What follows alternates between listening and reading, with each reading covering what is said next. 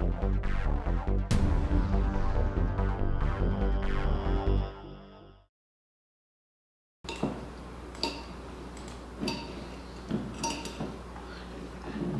and welcome to Happy Hour with Cooper. I'm Cooper, and as you can see, I'm just getting ready to have a drink. This is our local winemaker segment. We're going to actually interview in a few minutes here. We're going to interview a very cool man by the name of Eckhard, and Eckhard owns the other winery in the Lillooet region called Cliff and Gorge. I don't know if you can see, but I do have a bottle of his wine, his 2019 Pinot Noir, which we're going to talk about. But right now, I'm opening our Meritage Classic, and that'll be what I'll be tasting with you guys today. How are you guys, everybody? Hello to Rhonda. I see Rhonda was the first person to even be on the feed. Hi LJ. Hi Paul and Shelly. Nice to see you guys.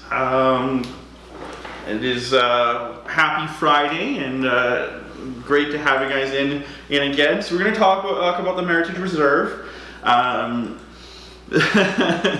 And I hope you guys who do have it really enjoy it. I'm a big fan of it.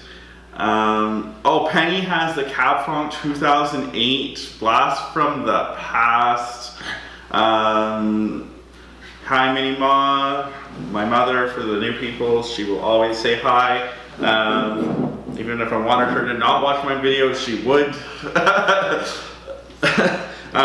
So this is our Meritage Classic. I'm definitely going to pour myself a glass of wine. Hopefully you're all joining me.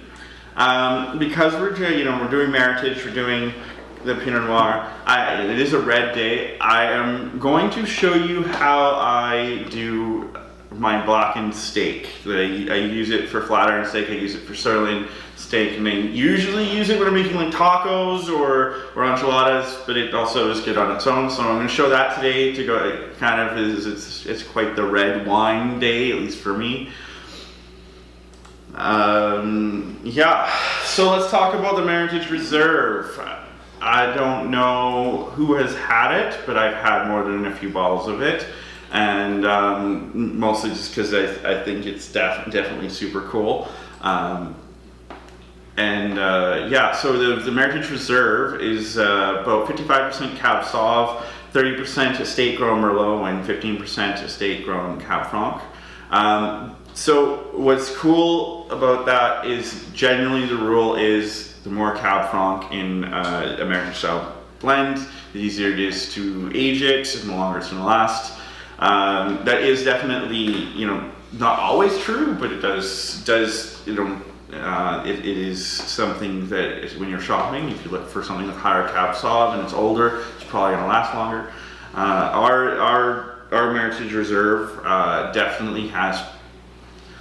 You know what? It's 2017. I'd say it's going to keep drinking great in the bottle for another 5 years at least, probably close to 10. I'm not going to promise that because I don't like over-promising and under-delivering. I like to under-promise and over-deliver. That's just my way. So another thing that was done that was a little bit different with the Meritage is we did a little bit of aging of the skins or sun drying the skins, which gives it on the nose and on the palate a little bit more of a jammy flavor.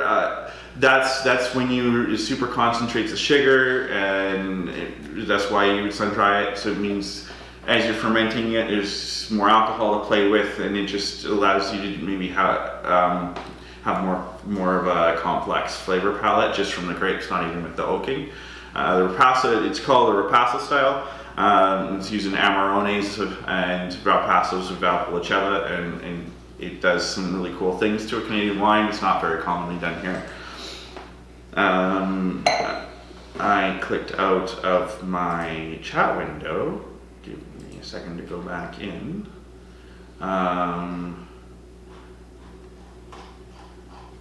That's the wrong guys. My laptop isn't always my best friend. Hi Linda, hi Jamie, hi hi Jesse and Crystal. I saw Jamie Warren, but it's Crystal and Jesse. Okay, hi everybody, nice to see you. Look, we're seeing people from Vancouver and Lillooet locals. Yay, Lillooet locals, Crystal and Jesse, that's awesome.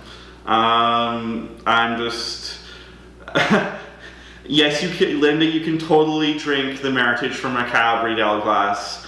I will give you permission. But traditional for a Meritage, you'd use a Bordeaux style glass. But a Cab will work. The shape is subtly different, so I don't even know. I think this is not. I think it might be a Pinot Noir glass. But the shape is different. Like on the bigger reds, you definitely get a big ball shaped underneath for your Bordeaux and your Cab glasses. It's something they like to say that the larger surface area affects the flavor of the wine and how the aromas are reaching your nose. I do say high quality glasses definitely do change this flavor. So if you have something nice, I do like Riedel. So it's a good question.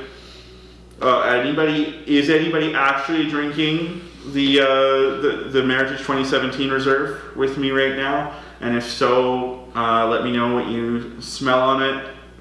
I get a lot. I actually get like this. This has a beautiful bouquet of like dark aged raspberry, and I always, especially on this kind of blend, I always get like a peppery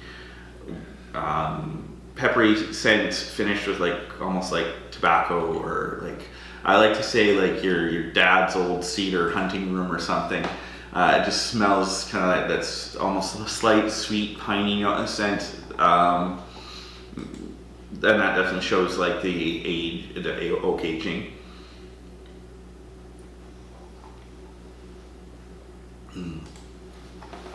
And I love this because it tastes just like it smells.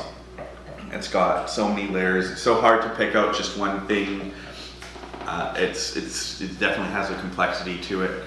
But you'll notice as you drink it, that fruit is not. You're not tasting fresh berries off the vine. You're definitely tasting jam or pie. There's no sweetness to it, but you definitely taste a little bit of a depth or a warmth. Surprisingly, while this is definitely a winter wine, I'm loving having it on such a warm day. I keep saying warm day. It's warm day for me. I know for Lillooetians it's probably cool today, but it'll be my running joke for you guys.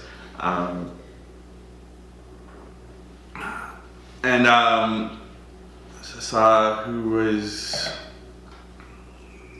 drinking. Rhonda, I'm glad you're drinking the Meritage with me. Rhonda actually came to visit me this week, and it was really cool to meet one of my regulars in person. I was super excited. So thank you, Rhonda, for visiting and saying hi at the winery. It was really nice, even though we couldn't do a shake hands or anything to social distance high five. It was very nice to see you, and you're gonna make me blush. I think it is probably time. We're probably time to actually talk to our guest, Eckhard. So Eckhard is somebody that I haven't actually gotten to meet him other than over Skype yet. So he's somebody I've been really excited to meet since I moved here. So we will just bring Eckhard on the line, and I have to put in a headphone this time. Hopefully we won't have refurb this week. Hi Eckhard, how are you today? Hey, very well. Can you hear me?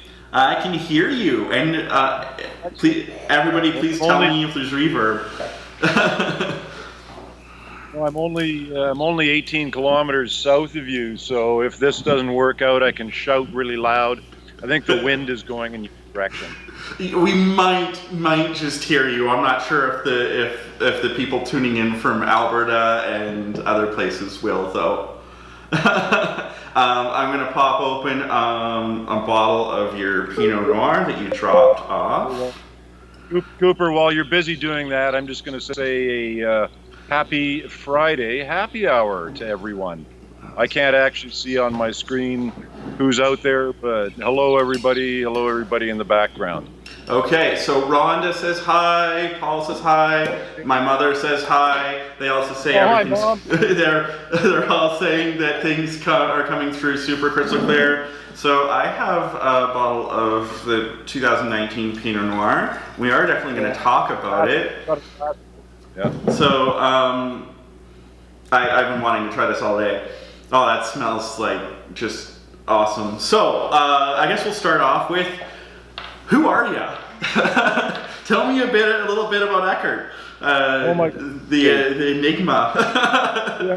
I'm an old guy that's getting younger every day. Is that the wine? I've had more careers than you can imagine. I finally managed to land in the one that makes me happiest, and the one that keeps me outside, and the one that keeps me with plants, which is pretty much what I wanted to do my whole life. But life took some different turns. I was an investment banker for 25 years. I've been an elected official in Whistler for 6 years, going in and coming out of the Olympics, and then we raised our family in Whistler. And cool. We came through Lillooet quite often on our way up into the Caribou, and my vision and my wish in life was always to grow grapes to make wine. And I'd always wondered about this part of the world, and I just didn't know for sure until I met one of your previous guests on your program, which is Crystal Rochard. The day I met her and had a glass of her wine, my life changed, and here we are now. And we've been on this property, Texas Creek Ranch, for 12 years now. It's 165 acres, and 22 acres of that is devoted to Cliff and Gorge vineyards. So what else do you grow on your property other than grapes, if I may ask? Other than grapes, we do 500 ton of alfalfa hay a year. Okay. Large portion of our property is leased to BC Hop. We're doing CBD hemp for the second year in a row. My wife is known as the tomato queen, and one year she grew 60 different varieties of tomatoes and about 1,000 plants. It's not going to be that extreme this year, but we're going to have some tomatoes to share. Well, that sounds awesome. I love different like off the beaten path produce to cook with. So if you have some random varietals of tomato that I've never tried, that'll be super exciting. I guess you said you tried Crystal's wine and you came here. But like, what is that process of moving to Lillooet, starting a farm, starting a winery? Like, how did that kind of work out for you? I'm going to be honest. That Rolf and Helene, the co-owners of Fort Berens, were snooping around at the same time was quite heartening to me, because I knew they had big dreams and big plans, and it just kind of put a little bit of a little fire under us. That said, we spent a great many years looking for property up here, looking for just that sweet spot, the 20, 30 acres where we could happily grow our grapes and life would be idyllic. But it doesn't actually work that way in Lillooet. All the good vineyard property seems to be tied up in the larger properties. We never dreamt we would get 165 acres, but once we got on this property and we walked it, our purchase decision was made in about 10 minutes, and then all we wanted to know is what can we do to make sure nobody else grabs this property. So we were happy when we got home and we found out that we'd successfully purchased it, and we're infinitely even happier today that we're here. And I mean, I'm just sitting here under the willow, and it's been a good day of work. Life is great. That's great to hear. Like, especially as you're somebody who has had so many hats, it's nice to hear that you found a hat that is, one that you are looking to, I guess, wear for the rest of time, so to speak. Cooper, if I may interrupt you for a second, it's not just the activity that matters, but it's Lillooet as a whole. It's the region, it's the community, it's the people that are here. All of that works together to just making it a paradise. It's the best way I can put it is if someone offered me a villa in Tuscany right now with 20, 30 acres of vineyard, I'd just say no. I'd rather be in Lillooet. Wow. That's a pretty big I guess recommendation for Lillooet.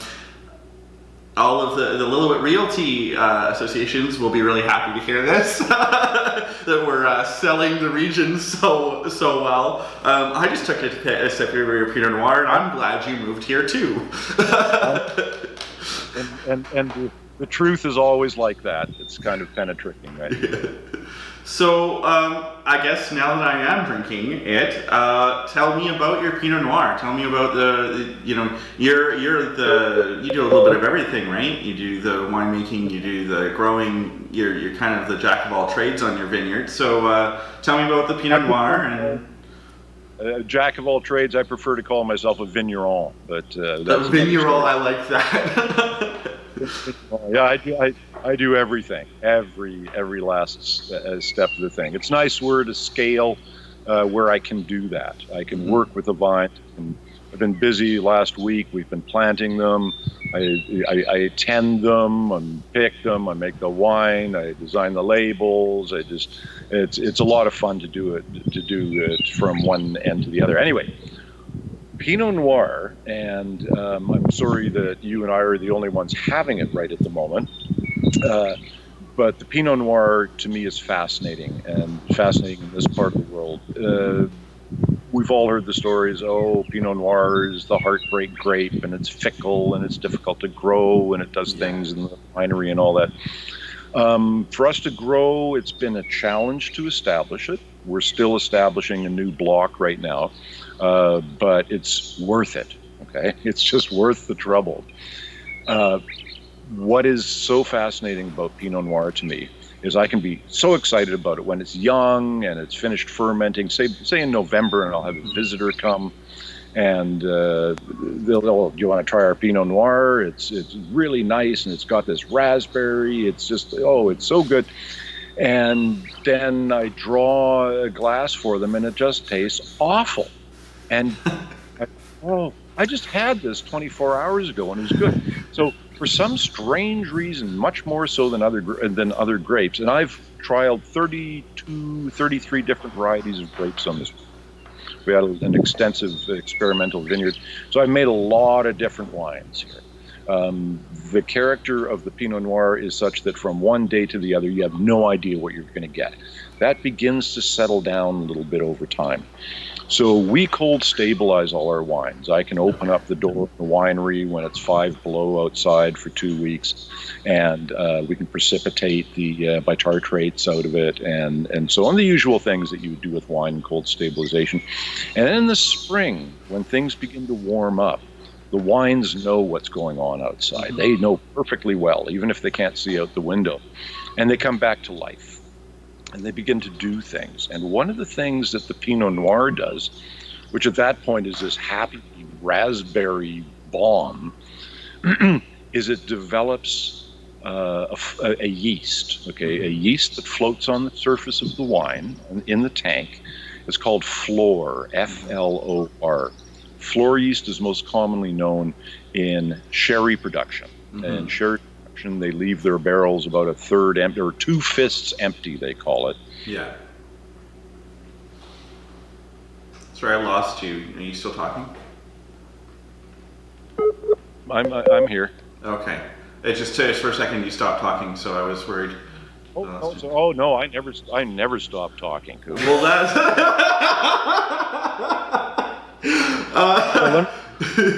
Let me finish. My throat is getting dry. I need a sip of this. So, what flor yeast does in the case of sherry is it protects it from oxygen. That's overdone.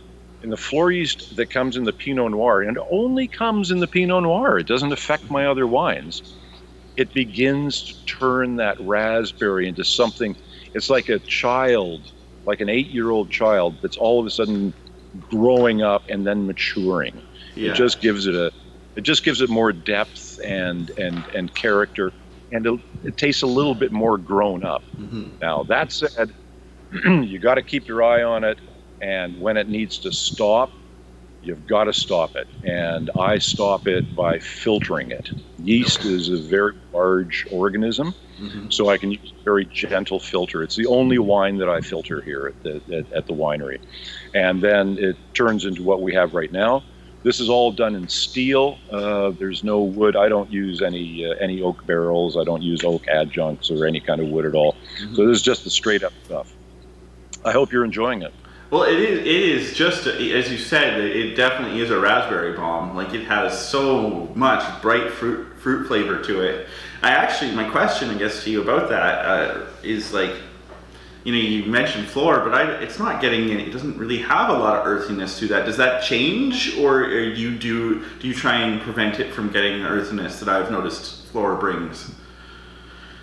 You're absolutely correct about the earthiness. This is earthier than it was 3 months ago. I could let it go a little further, but you want to keep an eye on that floor. If it gets away from you, it eats all your alcohol, and you're left with a mess. You're left with something. And you don't want that. Yeah, to me, it still has a delicacy and a silkiness that one expects in a Pinot Noir, and we can't see it on the screen, but it's fairly light. It's certainly not a rosé, but it's not that deep wine either. So I like the character of the wine to kind of match your nose and match your visual. Really deep, heavy Pinot Noirs. They're fine. They're not for. They're not what I make here. I'm looking for something a little bit more delicate and lighter. Big, heavy Pinot Noirs, they're a popular thing. I don't really subscribe to popular. Yeah, you like to do your own thing, which is kind of cool. I did have Kelly Distracca said hi, by the way. Hey, Kelly. And as we all probably know, Kelly Distracca. And then I had a question about which varietal or which type of tomatoes were your favorite or were the best. There's one that's got an awful name, but it's a huge orange tomato. I don't even bigger than a softball that's been run over by a car. It's called Dad's Sunset. Dad's Sunset. Now you know what? When you look at all the different tomato names that are out there, it's ridiculous. I don't know where people come up with this stuff. It's just terrible names. Dad's Sunset, Barnes Born, and But I'd have to get my wife in the screen here to talk about it. Maybe you'll do an episode on tomatoes. Maybe I will. Maybe I'll talk about how tomato works with Pinot Noir. And how I think Pinot Noir is actually an amazing pizza wine. So we're all dealing with COVID. And so I definitely wanted to ask you how you are going to be responding to that as your tasting room is open in the summer, and how do you plan on I guess addressing that? Everybody knows how we're doing it. We post it all the time, but I'd like to ask you your take on it, I guess. Thank you for that really, really excellent question, Cooper. You're welcome. First, as a bit of background, we're very, very small here. We're growing, but this year we will only have about 500 cases of wine. Okay, I'm only bought 3 of the wines. I'm leaving quite a few of them behind to age, including the Pinot Noir. So I'm going to do a bait and switch on you. You like the Pinot Noir? You can't have any. Okay, maybe next year. Okay. Okay, so we're doing 3 wines. We're doing a new grape that some people may know, developed by Valentine Blattner. It's called Petit Milo. That's our white. Then we've got what I call a peasant wine rosé. I will label anything peasant wine when it is a blend. Okay, so this is a blend of all kinds of things. on the vineyard, and that is the rosé, very, very popular around here. And then the grape that brought us to Lillooet in the first place, which is Maréchal Foch. Okay, yeah. Here's how the program works. That is that people give me a call. We're very, very small, so I can be in a position to do a very, very custom kind of thing for people. So people call me up and they'll book a time and a day. It'll be either 9 o'clock, 11 o'clock, 1 o'clock, 3 o'clock, or 5 o'clock, 7 days a week. They can come, they will have the place and them and their bubble of people that they bring with them. They'll have the place for 2 hours.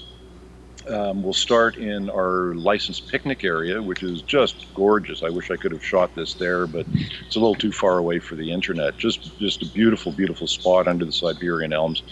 Have a table built especially for this experience with a copper top on it to keep, if anybody knows about copper and its antibacterial and antiviral properties and so on and so forth.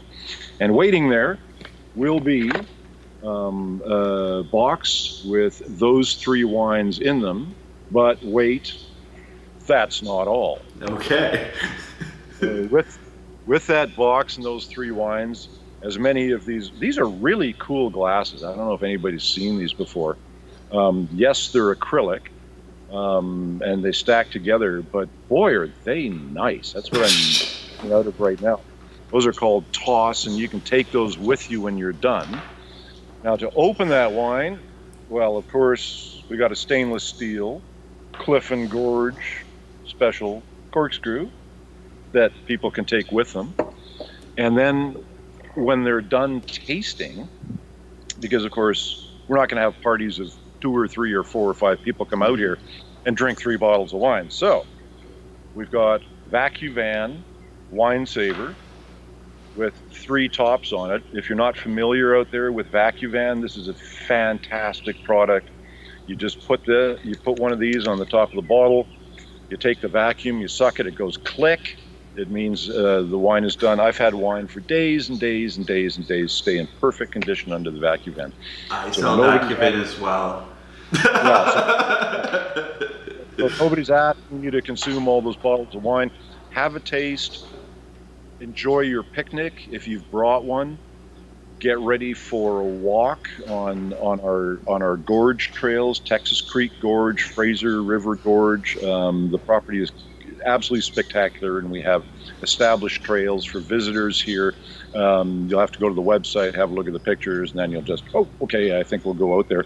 But before you go on your walk, give me a phone call.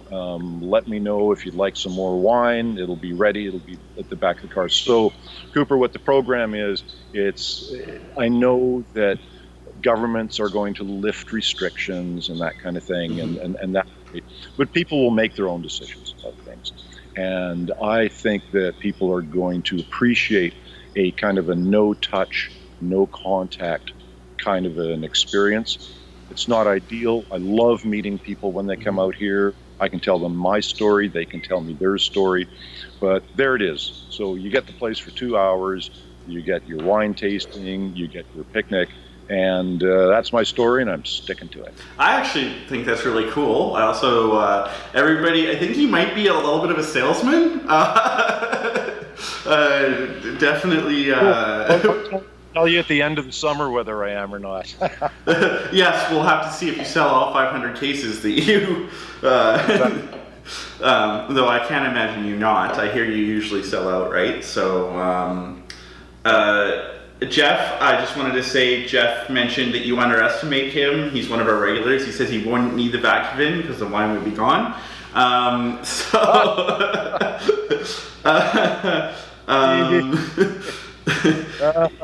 have, folks. Well, this is why we bring a DD.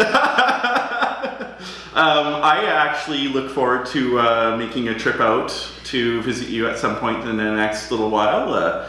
It might be me alone, so maybe you'll actually let me meet you. But I want to say thank you so much. That we are kind of running low on time here, so I'll thank you for coming on. I really appreciate your time, and it was a blast. I regret It was having to meet you my on pleasure. camera. And thank you for having me on, and thanks very much to the crew at Fort Berens for putting this little program together, and thanks for all their help over the years. Okay. I think we say thank you right back. It's great having a partner in crime, so to speak. Yeah, that's Okay. also. 3, 2, 1. Bye. Bye, Crystal. Oh God. Okay. Was he not entertaining? I had a blast talking to him. Thank you so much, Eckhard. I know you're off, but thank you. It was just a blast. I'm going to take this out. This is not fun to wear. But just so you guys know, his Pinot Noir is really cool. They definitely are a very different style of winery than us. So when you do come to visit us, you should totally take a chance to visit Eckhard as well. They talked about their plan. I may just take a second to talk about our plan. So at the moment, we will be starting lunch service on the 22nd. BC has allowed restaurants to open at limited capacity starting next Monday on the 19th. So we will be opening our patio, limited to 12 to 4, starting next Friday, and it will be 12 to 4 Thursdays through Mondays, but we will start on a Friday because we do it with style. And so that will be how we're doing it. We are going to be following every suggested precaution to keep you as safe as we can. At the moment, we are opening the patio, but we will be allowing people to shop in the tasting room, but we will not be pouring wine for tasting in the tasting room right away. That will be phased in. We will let you know more about that as we know more. So that is, I guess, my little bit of business. Today we're going to pare it back. I'm not going to be using any fancy machinery, because apparently it doesn't work very well for me. I'm going to do something, I'm going to be completely honest, I don't know if I actually want to, because this is one of my secret recipes. This is probably something, one of the the things my mom would say is her favorite innovation I have done over the years for things that we make at home. So everybody talks about your natural just steak. They say butter and salt and pepper, and I'm totally down with that. I'm totally down with getting a really nice cut of steak and cooking it super no frills. Today I just got inside round marinated steak because we are going to be marinating this. I'm not going to cook it for you. I'm just going to show you what it looks like before it's cooked. Everybody knows how to barbecue steak. If you don't, I'm so sorry for you. We'll have to figure out a way to teach you how to barbecue steak at some point. But the big thing about this is I use it when I'm making enchiladas or tacos. I use this marinade for chicken as well. Tend to pare back the spice level on it with chicken, because chicken is a little bit less, I guess, savory, and will show the spice more. This is something that I developed myself, so one day maybe it'll show up in a cookbook, if I ever get around to making a cookbook.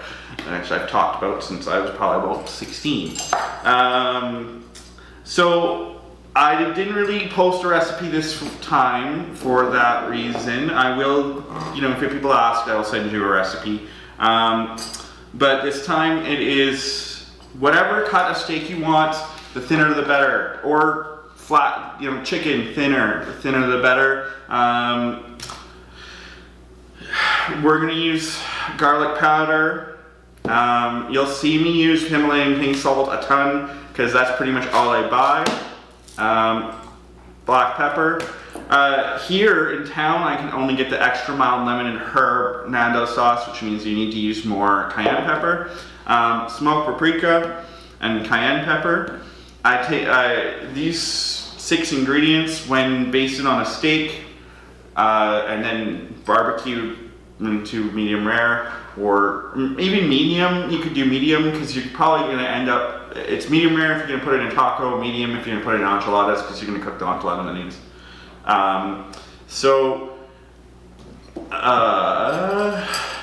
Flat iron steak is what I usually use. So I usually use kind of this ratio.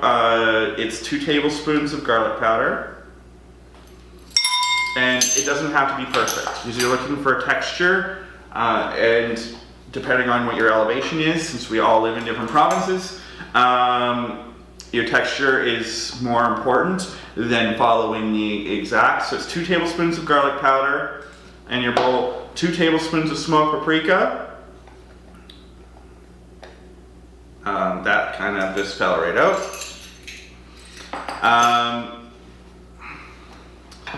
I tend to do about a teaspoon of cayenne pepper if it's medium. I use Nando's peri peri sauce. The secret is the peri peri sauce. It doesn't have to be from Nando's. It's the one I find. I use their medium, which is medium spicy. If so, you're going to use about 1 teaspoon of cayenne pepper. Again, spice is definitely variable. It's whatever you like. So I also the way I do this is I like to do all the dries first, and I like to kind of get like I don't even see, but I like to get is that one? You get kind of like a gradient as you go, so you can see the different colors, and bigger to smaller. So it works out to about, I'd say, half a teaspoon of salt. So that's like 8 to 10 full grinds around one of these grinders. I think everybody chops and buys salt like pre or disposable grinders now. Same amount of black pepper.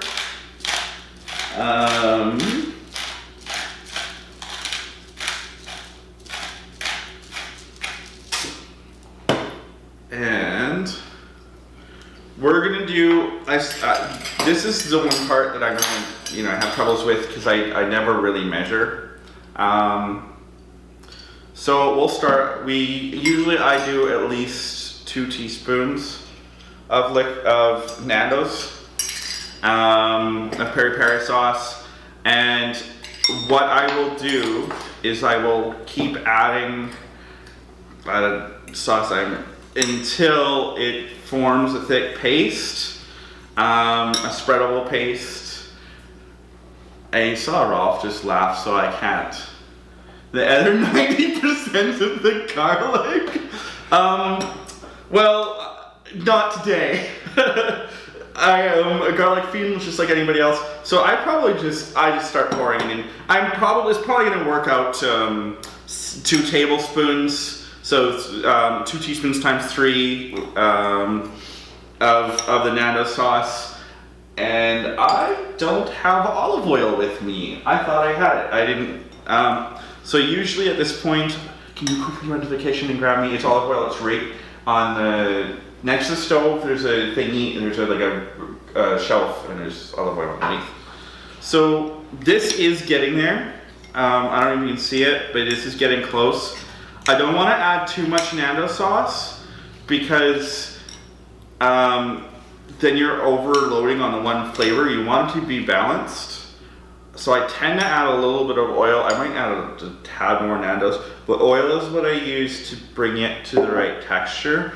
At this point, I've done about 3 tablespoons of Nando's. So we're probably gonna do we're gonna use 2 teaspoons again. We're gonna start off by adding 2 teaspoons of olive oil. I use olive oil. I'm sure you can use any kind of high-fat oil, grapeseed, flax, thing like that. I wouldn't use canola oil, just because it doesn't tend to have the greatest flavor. It's more just for frying. So yeah, that's getting to the wetness that I like. You can make it wetter, but if you're having trouble spreading it, but this is about the texture. So you can see it doesn't gloop. It's still like a paste. I don't know if you can kind of see, but it's. They're all shaking their head at me. You can kind of see it's just kind of, but it's pretty tacky. So it's not quite like a clay or anything, but it's definitely like a spreadable thing. Yeah, so this thickness is almost perfect. This is very similar to the thickness I use for flat iron steak. I like flat iron, marbling, texture, even like the residual gaminess is just what I prefer for this. And it responds really well to being like basically like barbecued on high heat and getting black. So we're gonna put the paste on, but one of the first things I do is I fork the steak. And especially in like the thicker the steak, the more important it is for this. Thin steak, probably not as important, but it helps with marination. And I'm when it comes, I'm gonna move things out of the way here so you guys can see, but I'm a really big fan of just massaging it. Obviously, if you're in a commercial kitchen, you can't do this. If you do, you have to use gloves. I washed my hands before we started this video, so it's okay. And I'm the only one eating this, so that should be fine too. So you want to get it as kind of coated as you can. You can fry this off too, or you can barbecue it. I use a charcoal barbecue with ceramic so that it gets to sear really quickly. You want to coat both sides, and then you want to leave this. I like to leave it for 3 to 6 hours in this. You can even leave it up to 24 hours. The longer you leave it, the more it's going to coat. I like to make a little bit. So this is enough. I made enough for 2 steaks. So probably about 12 ounces of steak. The more steaks you do, obviously the more you need, but it's also like, there's more surface area. It's more than just double surface area. So you need to add a little bit extra if you're doubling the recipe. Maybe do a 2.5 if you're doubling the amount. And I always like to make a little bit extra of this paste for the next day, or for whenever I'm cooking it. I like to add some at the end while it's cooking. So it sits like this. I will put it sort of covered in saran wrap and let it sit, and then I will cook it off and slice it into little bits, or little lengthwise strips, and serve that as tacos, or you can just serve it as a steak. That's really it. If I had a barbecue at hand, I would totally do that, but I think the barbecue's down by Rolf and Helene's house. So, I'm not going to barbecue for you today. That is my. Okay, what's going on in the comments? If not, I am not blushing at all. Nice try, Jeff. Okay, I really want to like this with my running camera because I can't. But this stuff is delicious. I'll do it later. Thank you for the paper towels, production assistant. So that kind of wraps us up for today. So next week we're doing something a little special. So I probably won't be doing like my normal live stream process next week. We will be doing a live auction to support the local Lillooet Food Bank. We're all doing things differently because of the COVID, and they definitely need more help than they normally would. So please, everybody, tune in next Friday for the live auction. We also have a silent auction will be going on next week, starting Tuesday. Details of that will be posted on Facebook. and on our newsletter and on all the medias that we belong to. So please tune in and for that. The live auction is going to be really cool. There's some really awesome items. They will, especially for the live auction, we will be announcing those items over the next few days. So you guys get ready. It's some of these things I wish I could bid on. So please tune in and support Lillooet's Food Bank. We're really excited to support them and thank them for all their hard work. So like and subscribe below. Thank you for watching. Share this to your friends on Facebook, on YouTube, whatever, Twitter, all those things. I love you all, and I am not blushing again, Jeff. I will never blush. You guys rock so much. See you next week.